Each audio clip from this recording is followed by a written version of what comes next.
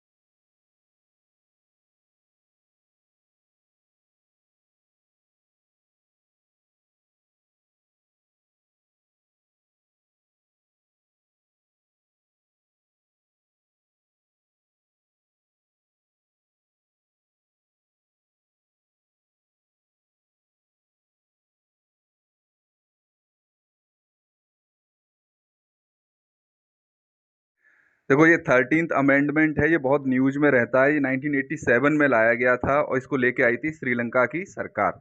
तो श्रीलंका में दो कम्युनिटीज रहती हैं जिसमें सिन्हलीज, जो सिन्हलीज लोग हैं, वो मेजोरिटी में हैं, वो श्रीलंका के लोग हैं। ठीक है? और इसमें है एक श्रीलंकन तमिल्स जो कि इंडिया के तमिलनाडु से गए हुए हैं। वो अभी के नहीं गए, पास्ट 200 ईयर्स में जाके वहां पे सेटल हुए हैं।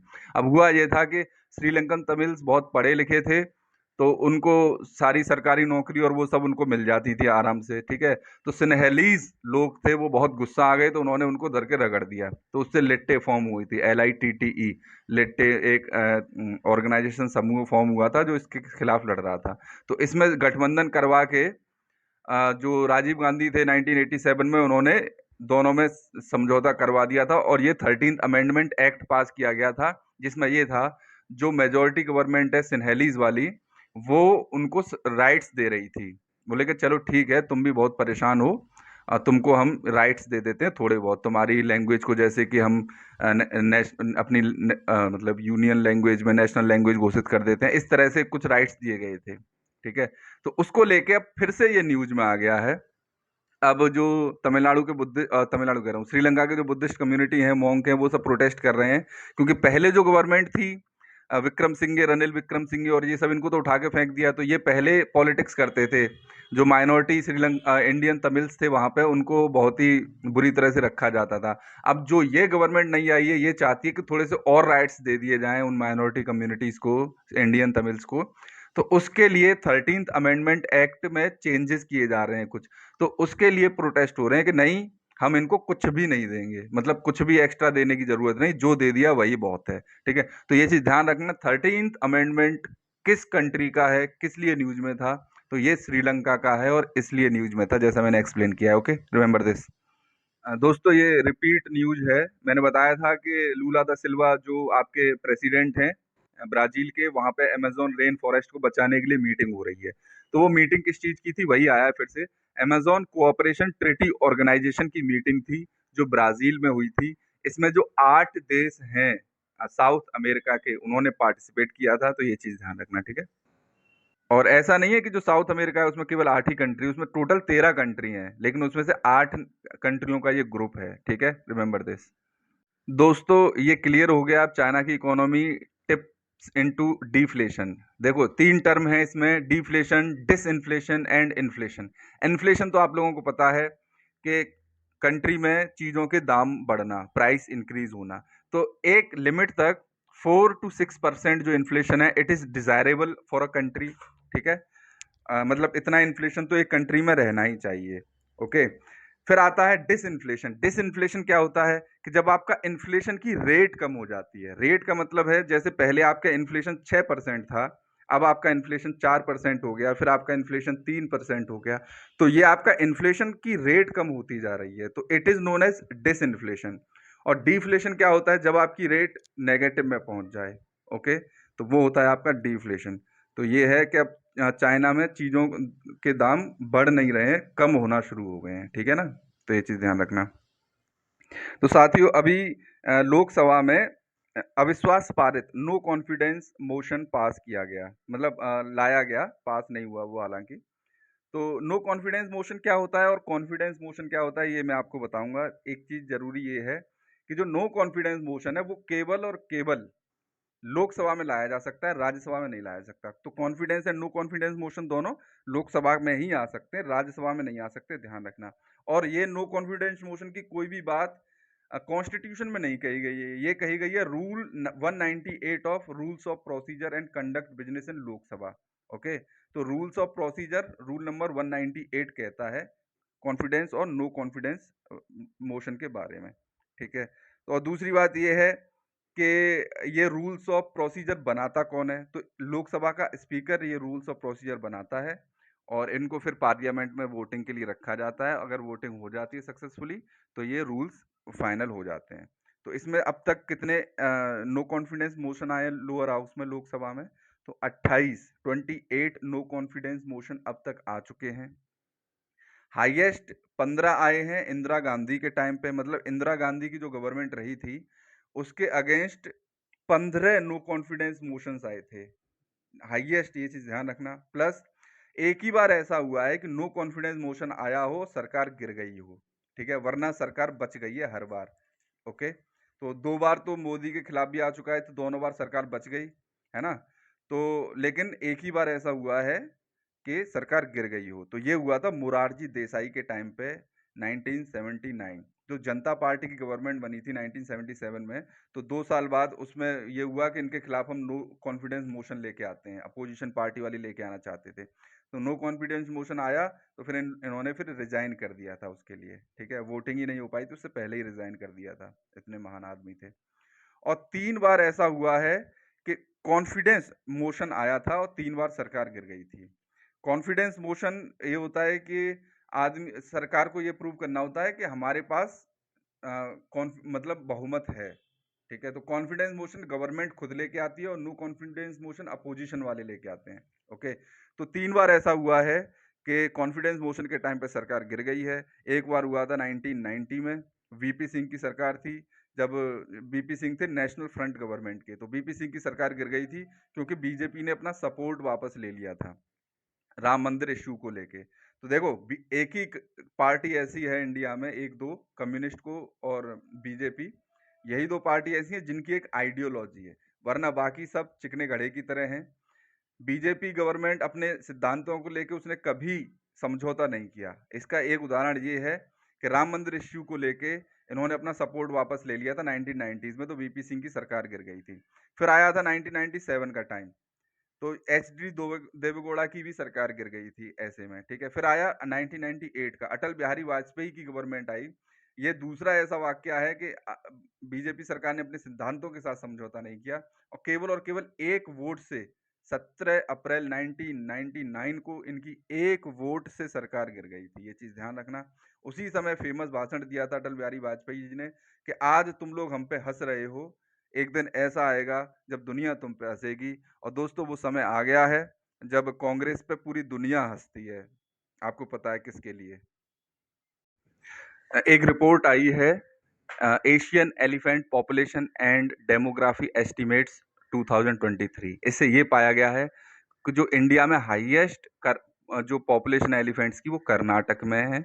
ये कितने हैं? 6,395 है। ये नंबर इंपॉर्टेंट नहीं है। सवाल इस तरह से आएगा कि एलिफेंट की पॉपुलेशन इंडिया में किस राज्य में सबसे ज्यादा है?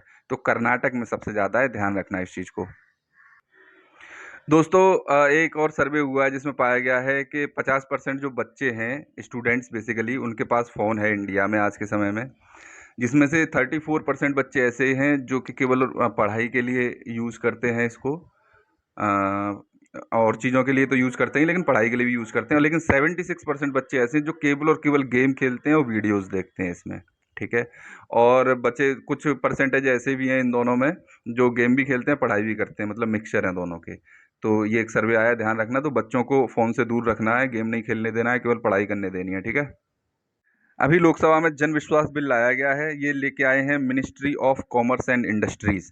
जन विश्वास बिल, देखो मिनिस्टर कौन है इसके, बेसिकली कॉमर्स एंड इंडस्ट्री के, वो पीयूष गोयल हैं। एक तो न्यूज ये बन जाती है कि minister of commerce and industries कौन है? पीयूष गोयल हैं।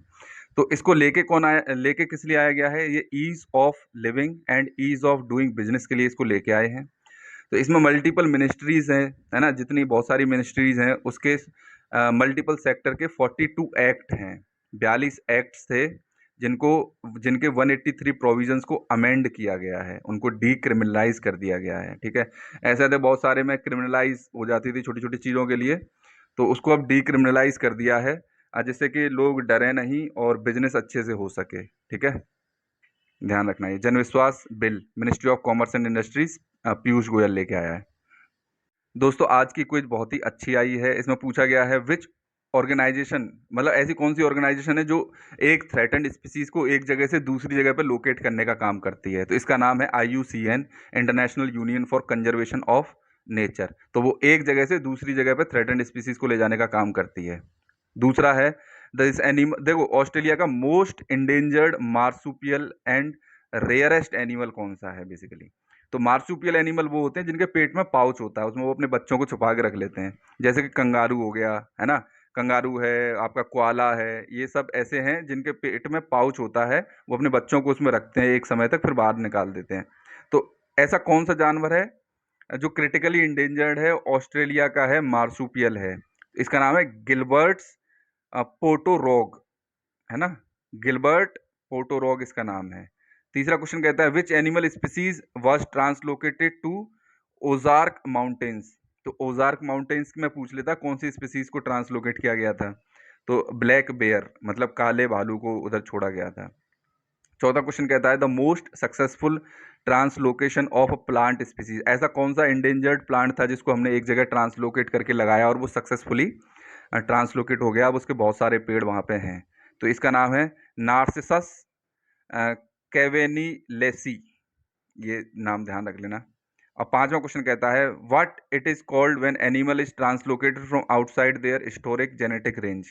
जैसे कि जो अफ्रीकन चीता थे उनकी जेनेटिक रेंज क्या थी? अफ्रीकन कॉन्टिनेंट था बेसिकली, तो उनको ट्रांसलोकेट किया गया दूसरी जगह पे, है ना, एशिया में, जहाँ पे इंडिया में किया गया, बेसिकली इंडिया एशिया में आता है, जहाँ पे एशियाटिक चीता थे, तो दोनों का जेनेटिक मेकअप डिफरेंट था। तो इस तरह के ट्रांसलोकेशन को क्या कहते हैं? इसको कहते हैं एक्स्ट्रा लिमिटल ट्रांसलोकेशन। ये लाइन ध्यान रखना, ये पूछा जा सकता है क्योंकि ये न्यूज में है, ठीक है? और इसमें पांचवा क्वेश्चन क्या कहता है, एक सेकंड रुक जाना।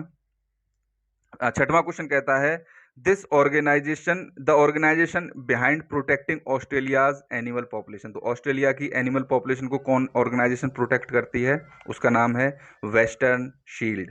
तो ऐसे पूछ सकता है वेस्टर्न शील्ड ऑर्गेनाइजेशन कहाँ की है? तो बोले ऑस्ट्रेलिया की है। क्या काम है इसका? तो ऑस्ट्रेलिया की जो एनिमल पॉपुलेशन है उसको प्रोटेक्ट करने का काम है इसका।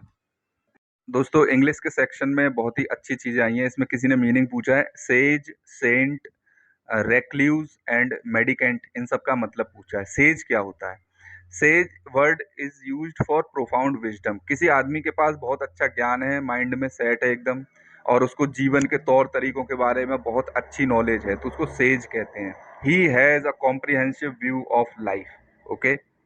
तो एक तो इसको तो सेज कहते हैं। फिर संत की बात आ जाते हैं, तो saint is a person of exceptional holiness, बहुत ही पवित्र टाइप का आदमी माना जाता है। इनके पास पेशेंस बहुत होता है, धैर्य, है ना? इनके पास काइंडनेस होती है, अनसेल्फिशनेस, मतलब बहुत ही सेल्फिश तो होते ही नहीं है बिल्कुल, जैसे दलाई लामा टाइप के लोग, ठीक है, वो सेंट हो गए। फिर आते हैं रेक्लूज।